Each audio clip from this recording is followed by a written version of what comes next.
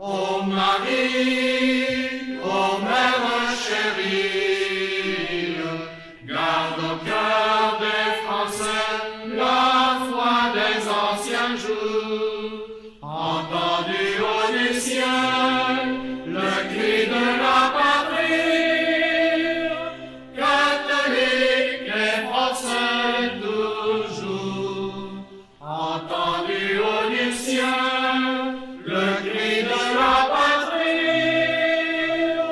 catholique et français toujours, catholique et français toujours. Au nom du Père et du Fils et du Saint-Esprit.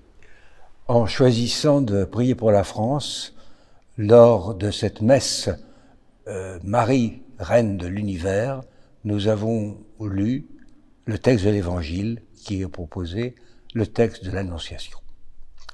Prier pour la France est toujours nécessaire, et pas seulement pour un Français, compte tenu de la mission surnaturelle de notre pays. Et je reviendrai sur cette expression.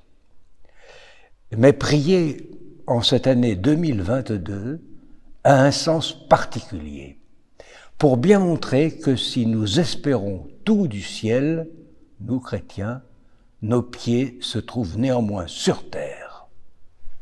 Et nous ne pouvons ignorer que dans 2 mois, nous allons avoir des élections présidentielles qui seront déterminantes pour l'avenir de notre pays. Que nos évêques aient choisi de rester neutres peut parfaitement se comprendre, compte tenu de la situation actuelle de l'Église catholique en France et des divisions funestes qui existent dans certains diocèses, dont le nôtre à Paris. Je n'en dis pas plus. Nul ne peut juger nos évêques, tout comme le Saint-Père. Ils n'ont aucun compte à nous rendre.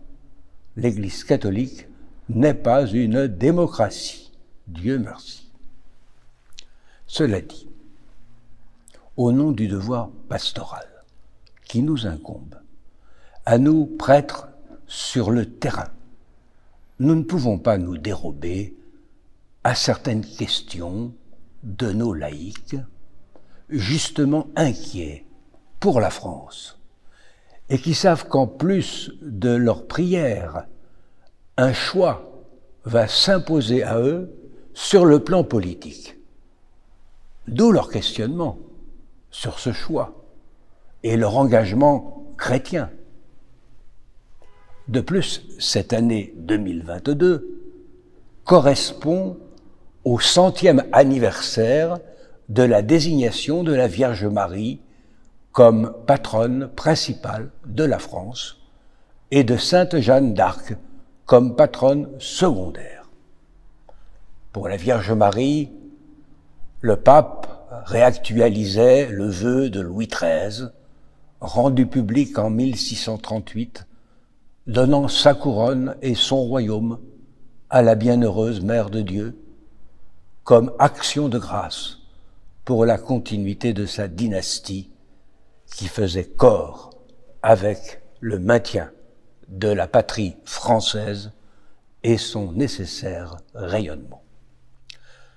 Ce roi revenait en fait aux origines même de la France, le baptême de Clovis, que le général de Gaulle fut le dernier président de la République à mentionner comme tel.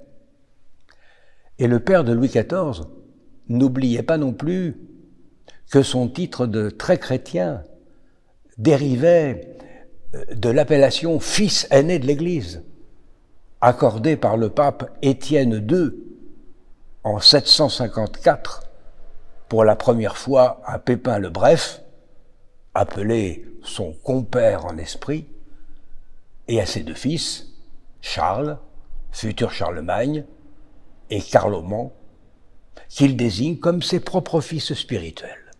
Et c'est par eux que la France devint fille aînée de l'Église. C'est à partir de ce moment aussi que la cérémonie du sacre prend une importance capitale pour assurer la légitimité de la royauté. Et que ce sacre se place dans la succession de celui des rois d'Israël. Le trône de David, dont il est question dans l'annonce faite à Marie, que nous venons de lire. Je rappelle ce court passage, « Le Seigneur Dieu lui donnera le trône de David, son père ». Eh bien, il était occupé effectivement par Jésus pendant le temps de l'incarnation, mais d'une manière spirituelle. Avec l'ascension, Jésus confie son pouvoir à son Église. Mais comme son royaume n'est pas de ce monde, ce pouvoir sur terre sera partagé. L'autorité spirituelle suprême, l'auctoritas en latin, appartiendra à Pierre et à ses successeurs. Le pouvoir temporel, la potestas, au prince, l'empereur romain, qui adoptera la foi chrétienne, puis ensuite celui qui prendra sa succession et sera de ce fait lieutenant du Christ en ce monde. C'est ce que le pape Étienne II reconnaît au roi des Francs, Pépin, et à ses successeurs dès 754. Rappelons enfin que la liturgie du Sacre des rois de France a beaucoup de points communs avec celle des évêques, et que cela donne toute sa signification au qualificatif de compère donné par Étienne II au roi Pépin. Le royaume de France est gouverné par un homme qui se trouve dans une forme de succession apostolique.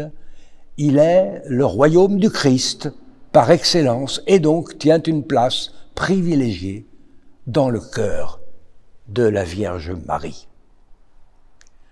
Pie XI, très peu de temps après son élection, dans sa lettre Galliam Ecclesiae Filiam Primogenitam du 2 mars 1922, liait cette royauté de Marie sur la France à son Assomption. Dogme non encore officiellement proclamé, mais qui découlait tout naturellement de son immaculée conception, définie dogmatiquement depuis 1854 et confirmée à partir de 1858 par les apparitions de Lourdes et les miracles qui s'en suivirent. Le pape rappelle aussi que les évêques de France avaient demandé déjà ce patronage à son prédécesseur, Benoît XV, comme celui de Jeanne d'Arc. Et il précise que seule la mort l'a empêché de le faire. Il accède donc à cette demande en écrivant « Il est certain, selon un ancien adage, que le royaume de France a été appelé le royaume de Marie, et cela à juste titre. Même les monuments sacrés attestent d'éclatante manière l'antique dévotion du peuple à l'égard de la Vierge. 34 églises cathédrales jouissent du titre de la Vierge Mère de Dieu. Bien plus, les principaux chefs de la nation se sont fait gloire d'affirmer et de défendre cette dévotion envers la Vierge. Converti à la vraie foi du Christ, Clovis s'empresse, sur les ruines d'un temple druidique, de poser les fondements de l'église Notre-Dame qu'acheva son fils Childebert. Dans la neuvaine préparatoire à la fête de Notre-Dame de Lourdes, le 11 février prochain, il était donc plus que normal que nous célébrions aujourd'hui une messe pour la France. Cela doit nous rendre conscients de ce que doit être notre prière et quels en sont les enjeux. De la manière dont se présentent les choses, il faut bien comprendre que cette élection présidentielle, comme un certain nombre dans le passé, se jouera au premier tour. Et de ce point de vue, nos évêques ont eu raison de nous faire un devoir moral d'aller voter. Il y a là en effet un enjeu de civilisation, sans oublier un devoir de témoignage cohérent par rapport à notre foi. Soyons clairs, il ne s'agit pas de vouloir imposer la morale catholique à qui n'est pas catholique. Il n'est question que de défendre la loi naturelle et notre liberté de pratique religieuse qui implique aussi la liberté d'évangélisation. Et les deux sont menacés par les modifications des lois de 1901 et de 1905 votées par la majorité de l'actuelle Assemblée nationale. Alors je vous le demande, que vaudraient devant Dieu nos prières pour les malades, pour la défense de la vie des plus faibles, si nous continuions à voter pour des politiques qui acceptent sans broncher 230 000 avortements par an, ont accepté d'en augmenter le nombre en portant le délai d'avortement à 14 semaines, obligeant les médecins qui pratiqueront cette horreur à démembrer le corps du fœtus dans le ventre de la mère, envisageant même des avortements à 9 mois, classés clause médicale en cas de détresse psychologique de la mère. Et là, on tuera le fœtus dans le ventre de la mère pour que ce soit un féticide et non un infanticide. Et pour graver cela dans le marbre de la monstruosité, on refusera l'objection de conscience aux médecins chrétiens et on veut inscrire ce meurtre dans la Charte européenne des droits de la femme. Et que vaudront aussi nos prières pour les familles, leur cohésion, leur puissance de protection des enfants, si nous laissons au pouvoir ou y venir des gens qui vont promouvoir la PMA, la GPA forcément, et dans la foulée, toutes les manipulations génétiques possibles pour satisfaire les clients dans leur désir d'avoir un enfant répondant à certains critères esthétiques ou autres. Bref, à vouloir posséder un produit de luxe qui flatte beaucoup plus leur orgueil que leur amour de parents. On voit déjà ce que donne ce genre de mentalité chez ceux qui considèrent leurs enfants comme des bêtes à concours.